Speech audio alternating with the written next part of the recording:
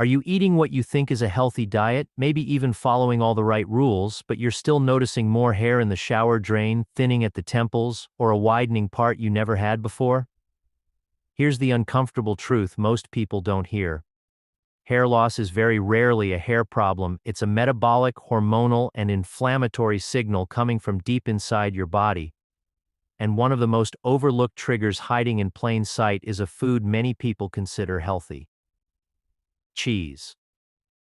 Now, before you panic or swear off dairy forever, let me slow this down because this isn't about all cheese. It's about one specific type and, more importantly, what it does inside your body that can quietly sabotage hair growth, scalp circulation, and follicle repair. Here's what's really going on inside your body. Your hair follicles are some of the most metabolically active cells you have. They require steady blood flow, balanced hormones, low inflammation, and efficient nutrient delivery. The moment your body senses stress, whether from insulin spikes, liver overload, inflammatory fats, or hormonal disruption, hair becomes non-essential, growth slows, shedding increases, repair shuts down. And the body doesn't do this to punish you. It does it to survive. The problem is certain modern foods send the wrong biological signals, especially when consumed frequently. They raise insulin when it shouldn't rise. They inflame the gut lining. They overload the liver. And they quietly increase hormones like DHT and cortisol that shrink hair follicles over time. Cheese, specifically highly processed hormone-disrupting cheese, can trigger all of these pathways at once. In this video, I'm going to walk you through the real science behind how certain cheeses affect insulin, inflammation, gut health, and hormone signaling, and how that translates directly to hair thinning and loss. We'll also talk about which cheeses are safer, how often they should be eaten, and what to pair them with so they don't damage your metabolism. And just as important, I'll show you how to reverse the signal, how to restore blood flow to the scalp, reduce inflammatory stress, and support hair regrowth naturally by working with your biology, not against it. This is not about fear, it's about understanding cause and effect. If this topic matters to you, your energy, your confidence, your longevity, stay with me. And if this is helpful so far, consider subscribing. I share clear science-backed strategies like this every day to help you take control of your health naturally. Let's break this down step by step. Here's what's really going on inside your body when hair starts thinning. And it's almost never where people think it begins. Most people are told hair loss is genetic, hormonal, or just part of aging. But that explanation skips the most important question. What actually tells a hair follicle to stop growing? Because follicles don't just give up. They respond to signals, metabolic signals. Let me explain this with a simple analogy. Imagine your hair follicles are small factories. When resources are abundant, inflammation is low, and energy is stable, those factories stay open. They produce thick, healthy hair. But when the body senses stress, especially metabolic stress, it shuts down non-essential operations. Hair growth is one of the first to go. The biggest driver of that stress is insulin instability. When insulin spikes repeatedly from refined carbs, processed dairy, sugar, or late-night eating, it creates a chain reaction. Insulin tells your body to store energy, not grow tissue. Over time, high insulin also increases inflammatory signals and pushes more testosterone down the DHT pathway. DHT doesn't cause hair loss on its own. It shrinks follicles that are already under metabolic stress.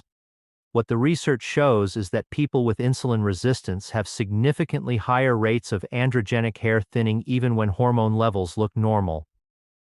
The follicle becomes insulin resistant just like muscle or liver cells. Once that happens, nutrients can't get in efficiently and growth shuts down. And this is where cheese quietly enters the picture.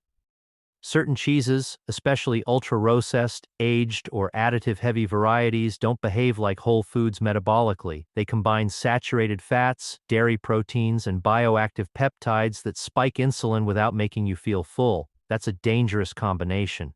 Your blood sugar may not rise dramatically, but insulin does, and your follicles feel it. There's also the liver component, which almost no one talks about. Your liver is responsible for clearing excess hormones, inflammatory byproducts, and metabolic waste. When it's overloaded from alcohol, fructose, processed fats, or inflammatory dairy, hormone clearance slows down. That means higher circulating DHT, estrogen imbalance, and more oxidative stress reaching the scalp. Here's the key point to remember. Hair loss is not a scalp problem. It's a metabolic signal problem. If this is making sense so far, consider subscribing. I post content like this every day to help you understand what your body is actually responding to, not just what symptoms look like on the surface. Now, let's talk about inflammation, because insulin isn't acting alone. Certain cheeses increase inflammatory cytokines in people who are even mildly dairy sensitive, and many adults are without realizing it. You don't need digestive symptoms for this to matter. Low-grade inflammation thickens blood, reduces nitric oxide, and limits microirculation to the scalp. Less oxygen, less glucose delivery, less amino acids. The follicle shifts into survival mode. And survival mode means shedding. The solution here isn't panic or elimination, it's precision. If you're experiencing thinning hair, the first protocol is to stabilize insulin. That means avoiding dairy late at night, pairing cheese with fiber and polyphenols, and prioritizing protein earlier in the day. It also means supporting the liver with cruciferous vegetables, bitter greens, and adequate sleep. Because detoxification happens at night. Once insulin drops, inflammation calms, and liver clearance improves, the signal to the follicle changes. Growth becomes safe again, and that sets the stage for the next critical piece, your gut. Now, let's talk about the gut-hair connection, because this is where things get quietly destructive and most people never see it coming. Your gut isn't just a digestive tube, it's a signaling hub. Roughly 70% of your immune system lives there, and it constantly decides what gets absorbed, what gets blocked, and what triggers inflammation. When the gut lining is healthy, nutrients flow efficiently to tissues like the scalp. When it's inflamed or permeable, those signals change and hair follicles pay the price. Let me explain this with a whiteboard-style analogy. Think of your gut lining as a high-security airport. Nutrients with proper boarding passes get through quickly. But when the gut barrier is damaged, a condition called increased intestinal permeability, security breaks down, inflammatory compounds, bacterial fragments, and undigested proteins slip through. The immune system reacts and low-grade inflammation becomes chronic. Certain cheeses accelerate this process. Highly processed cheeses, cheeses with emulsifiers, preservatives, or artificial coloring, and even some aged cheeses contain compounds that disrupt the gut barrier in susceptible individuals. One of the biggest culprits are emulsifiers. These are added to improve texture and shelf life, but research shows they alter gut bacteria and thin the protective mucus layer of the intestine. What the research shows is that changes in gut microbiota composition increase systemic inflammation even without digestive symptoms. You may not feel bloated or uncomfortable, but your immune system is constantly on. And when the immune system stays activated, the body shifts priorities. Hair growth is an anabolic process. It requires zinc, iron, biotin, amino acids, oxygen, and growth signals like IGF-1. Inflammation blocks all of that. Cytokines interfere with the hair growth cycle and push follicles prematurely into the shedding phase called telogen alluvium. Here's the key mistake people make. They add supplements without fixing absorption. You can take all the biotin, collagen, and zinc you want, but if your gut is inflamed, those nutrients won't reach the follicle effectively. Worse, unabsorbed nutrients can actually feed the wrong bacteria and increase inflammation further. Cheese also affects the gut through casein-derived peptides. In some people, these peptides behave like mild opioids in the brain, increasing cravings. But in the gut, they slow motility and alter microbial balance. Slower transit time means more fermentation, more endotoxins, and more immune activation. Now let's connect this directly to the scalp. Inflammation originating in the gut increases C-reactive protein and interleukin-6 systemically. These markers reduce nitric oxide production, which is essential for microirculation. The scalp has some of the smallest blood vessels in the body. When circulation drops even slightly, follicles don't get what they need. This is why hair thinning often accompanies brain fog, fatigue, joint stiffness, or stubborn weight gain. They all share the same root cause, gut-driven inflammation. The solution is not never eat cheese again. It's to restore gut integrity. That starts with removing inflammatory triggers temporarily, especially ultra-processed cheeses, and replacing them with fermented, minimally processed options if tolerated. It also means increasing prebiotic fibers from foods like asparagus, onions, garlic, and artichokes to rebuild a healthy microbiome. Timing matters too. Consuming dairy earlier in the day gives your gut more time to process it when digestive enzymes and bile flow are highest. Late-night dairy is far more likely to ferment and trigger immune responses. Once the gut barrier heals, inflammation drops, nutrient absorption improves, and the scalp environment changes. Hair follicles don't just survive, they re-enter growth. Next, we need to talk about hormones because cheese doesn't just affect digestion. It alters signaling at the endocrine level in ways that directly impact hair. Now let's talk about hormones because this is where cheese quietly flips switches that most people never think about, especially when it comes to hair loss. Here's what's really going on inside your body. Hair follicles are hormone-sensitive mini organs. They respond to insulin, cortisol, thyroid hormones, estrogen, and androgens like DHT. When those signals are balanced, follicles stay in the growth phase. When they're disrupted, follicles shrink, thin, and eventually stop producing visible hair. Certain cheeses interfere with this balance in three major ways. First is insulin signaling. Highly processed cheeses, especially those combined with refined carbs, spike insulin far more than people realize. While cheese alone is low in carbs, many processed varieties are engineered to be hyperpalatable, encouraging overeating. Chronically elevated insulin increases androgen activity and reduces sex hormone-binding globulin or SHBG. Lower SHBG means more free androgen circulating, including DHT. DHT is not bad, but excessive local DHT at the scalp shortens the hair growth cycle.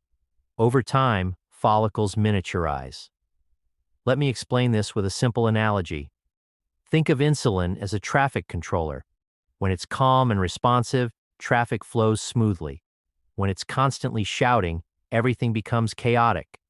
Hormones collide, signals get misouted, and tissues that are sensitive, like the scalp, suffer first. Second is estrogen disruption.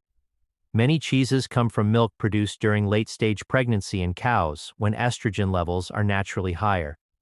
These hormones survive processing and enter the human body in small but biologically active amounts. Over time, this contributes to estrogen dominance, especially in men and postmenopausal women. Estrogen dominance increases inflammation, suppresses thyroid conversion, and raises cortisol. All three directly impair hair growth. What the research shows is that estrogen excess relative to progesterone increases hair shedding and reduces follicle resilience.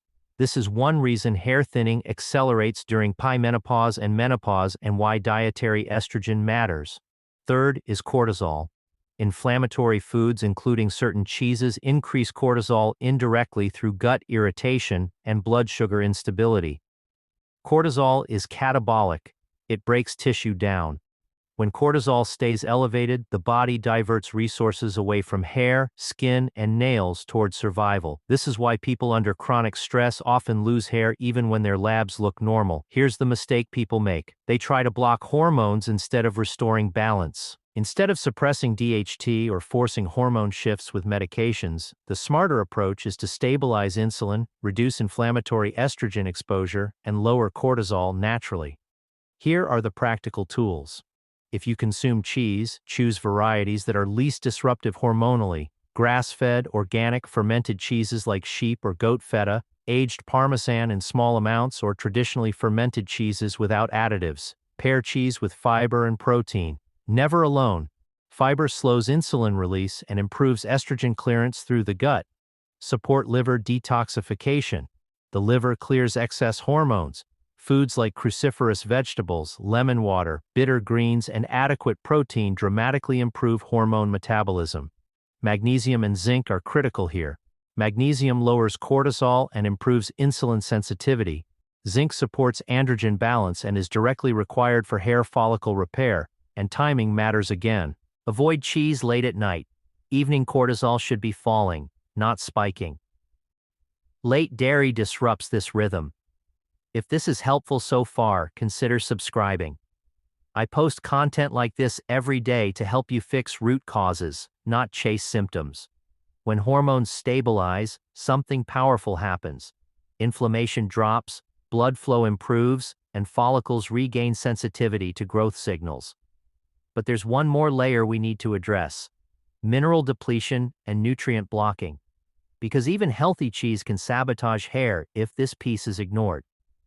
Now let's talk about minerals, because this is one of the most overlooked reasons cheese accelerates hair loss, even in people who eat clean.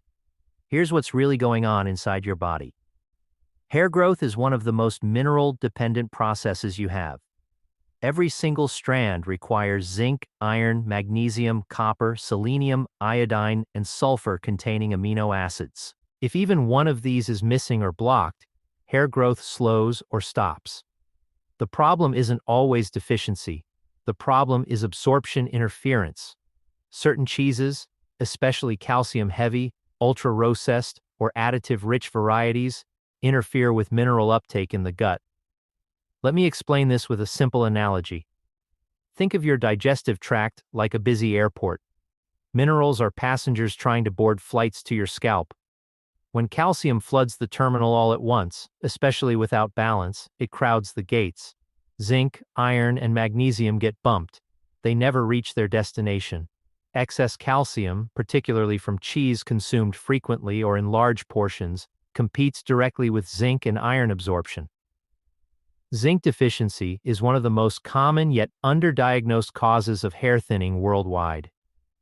What the research shows is that low zinc levels shorten the anagen or growth phase of the hair cycle. Follicles enter the shedding phase early. Hair becomes finer, weaker, and slower to regrow. Iron is just as critical. Even if your blood iron looks normal, poor absorption means less oxygen delivery to the follicle. Hair follicles are metabolically active. They need oxygen like muscles do. Without it, growth stalls. Now add gut inflammation to the picture.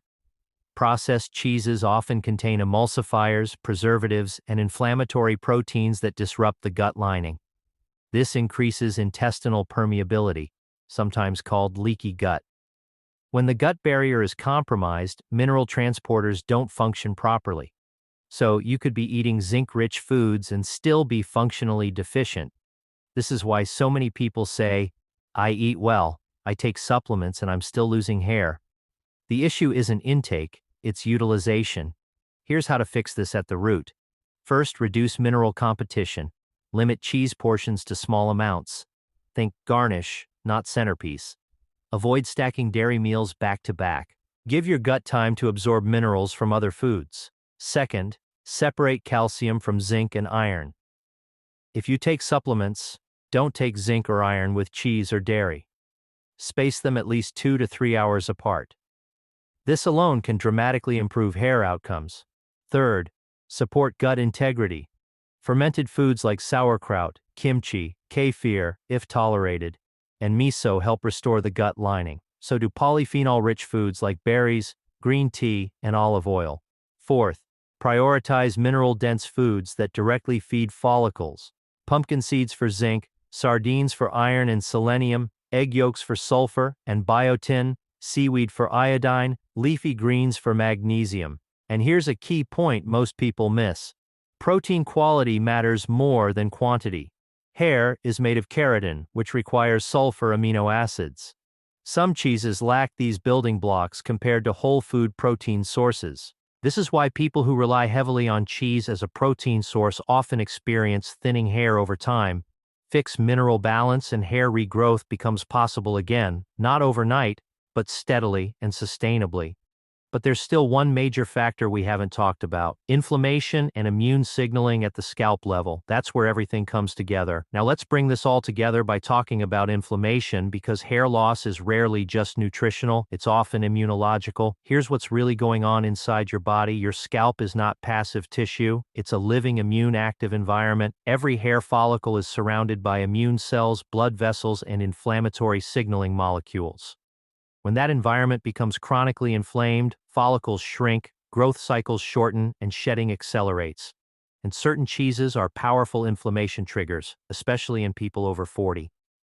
Let me explain this with a simple analogy. Think of your hair follicles like delicate plants in a garden. Nutrients are the fertilizer, blood flow is the water, and hormones are the sunlight. Inflammation is like acid rain. Even if everything else is perfect, acid rain slowly destroys the soil. Processed and aged cheeses can act like that acid rain. One reason is casein-derived peptides. During digestion, certain cheeses release bioactive fragments that can stimulate immune responses in susceptible individuals. These peptides increase inflammatory cytokines like TNF-alpha and interleukin-6, both of which are directly linked to hair follicle miniaturization. What the research shows is that chronic low-grade inflammation pushes follicles out of the growth phase and into the resting or shedding phase prematurely. Another major issue is histamine.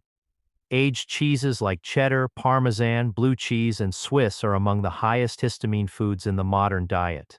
Histamine increases blood vessel permeability and triggers inflammatory signaling in the scalp. In histamine-sensitive individuals, this leads to itching, burning, redness, and over time, hair thinning. Many people miss this because they don't have classic allergy symptoms. No hives, no swelling, just gradual hair loss. Now layer cortisol on top of this. Inflammatory foods raise cortisol. Elevated cortisol constricts blood vessels feeding the scalp and diverts nutrients away from non-essential tissues. And from your body's perspective, hair growth is non-essential during stress.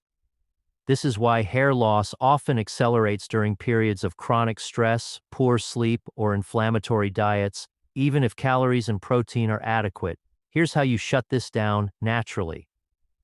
First, remove the inflammatory trigger temporarily. You don't need to eliminate cheese forever, but if you're losing hair, remove high histamine and processed cheeses for 30 days. This gives the immune system time to calm down and follicles a chance to recover. Second, replace with anti-inflammatory fats. Extra virgin olive oil, avocado, walnuts, and omega-3 rich fish actively reduce scalp inflammation and improve microirculation. Third, stabilize cortisol rhythm. Cortisol. Eat protein earlier in the day, not late at night. Avoid sugary or dairy-heavy evening snacks. Prioritize sleep consistency. Same bedtime, same wake time. Fourth, support immune balance. Vitamin D, zinc, and omega-3s help regulate immune signaling around hair follicles. Sun exposure in the morning is one of the most powerful and free tools you have. If this is making sense so far, consider subscribing. I post content like this every day to help you fix health issues at the root, not chase symptoms. Now here's the encouraging part. When inflammation comes down, follicles can re-enter the growth phase. Blood flow improves, nutrient delivery resumes, hair thickens gradually, strand by strand. But there's one final piece that determines whether this regrowth actually sticks long-term. It's not about what you remove, it's about what you replace it with consistently. This is where everything locks into place, because avoiding one cheese won't save your hair if the replacement foods quietly sabotage follicle recovery. Here's what's really going on inside your body. Hair follicles are among the most metabolically demanding tissues you have. They require a steady supply of amino acids, micronutrients, oxygen, and hormonal balance every single day. When you remove inflammatory or hormone-disrupting cheese, your follicles enter a repair window. But what you eat next determines whether that window closes or becomes long-term regrowth. Let me explain this with a simple analogy. Imagine you're renovating a damaged house. You've stopped the flooding. That's removing the problematic cheese. But if you don't bring in the right materials and workers, the house never gets rebuilt. It just stays empty. Most people remove a food and replace it with nothing useful. Low-protein snacks, refined carbs, ultra-processed dairy-free substitutes full of seed oils and gums. That replacement quietly recreates the same metabolic stress that caused hair loss in the first place. What the research shows is that hair regrowth depends on three core inputs: stable insulin, adequate protein signaling, micronutrient sufficiency. If any one of these is missing, follicles stall. First, let's talk about protein timing, not just protein intake. Hair follicles respond best to protein earlier in the day when insulin sensitivity is highest. This supports mTOR signaling, the growth pathway required for hair production without creating inflammation. Practical protocol. Aim for 25-35 grams of protein at breakfast or lunch. Eggs, wild fish, Greek yogurt if tolerated, or collagen paired with real food. Second, micronutrients decide hair thickness. Zinc regulates follicle cycling. Iron delivers oxygen. Biotin supports keratin structure.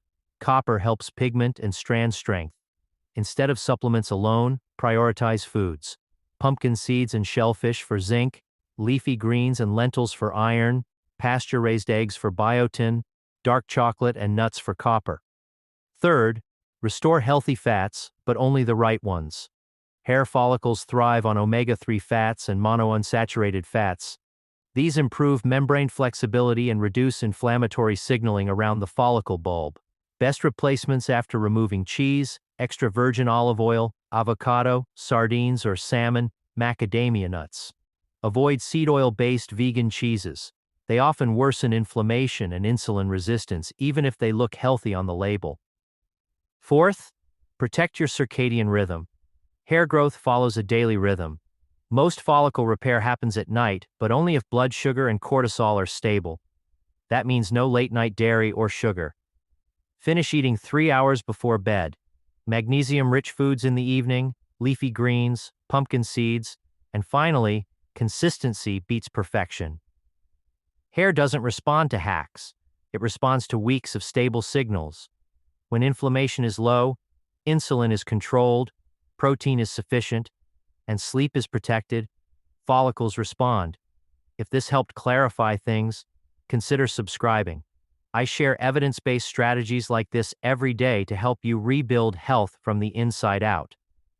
Now let's bring everything together, and because hair loss is never just about hair, it's a metabolic signal. And once you understand that, you stop guessing and start correcting. If there's one message I want you to take away from this, it's this: hair loss is not a cosmetic problem. It's a metabolic signal. When your body starts shedding hair faster than it can regrow it, something upstream is off. Inflammation is elevated, insulin is unstable, hormones are misfiring, nutrient delivery is compromised, and often the trigger isn't obvious. It's hiding in foods we've been told are healthy, familiar, or harmless. Here's what's really going on inside your body. Certain cheeses, especially ultra-processed, hormone-disrupting, or inflammation-promoting varieties, don't just sit in your gut. They alter insulin signaling. They raise IGF-1 unnaturally. They interfere with thyroid function. And over time, they quietly shift the scalp environment from one that supports growth to one that favors shedding. But the good news is this: your hair follicles are remarkably resilient. Once you remove the inflammatory trigger, stabilize blood sugar, restore protein signaling, and support micronutrient delivery, follicles don't need convincing. They respond slowly at first, subtly, then more noticeably.